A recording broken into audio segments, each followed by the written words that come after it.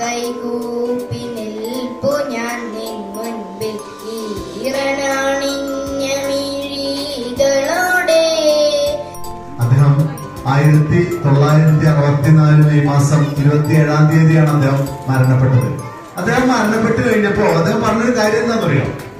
എന്റെ ചിതാഭസ്മം നിങ്ങൾ നദികളിലൊന്നും അല്ല ഒഴുക്കേണ്ടത്, ഇന്ത്യയിലുള്ള ഗ്രാമങ്ങളിലെ കൃഷിയിടങ്ങളിലാണ് എന്റെ ചിതാഭസ്മം നിങ്ങൾ വിതറേണ്ടത്.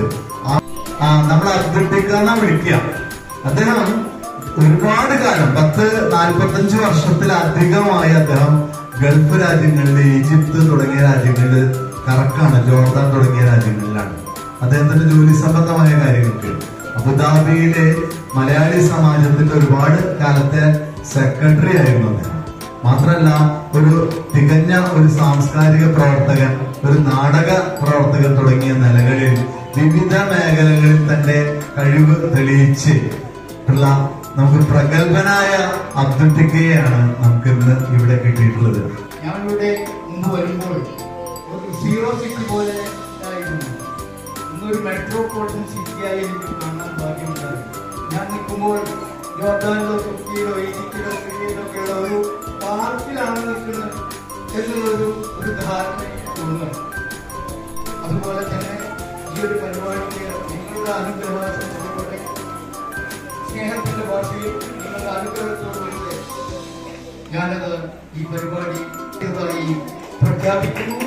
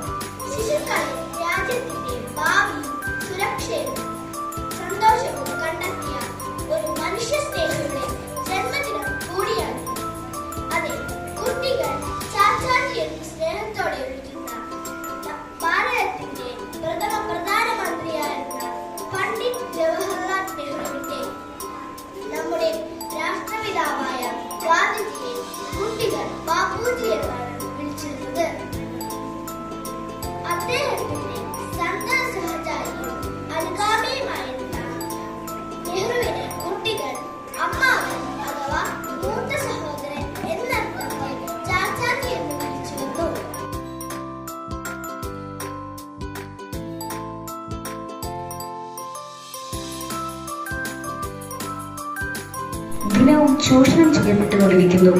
വയനാട്ടിലെ ചൂരൽ മലയിൽ നിന്നും ഒരു ദൃശ്യം.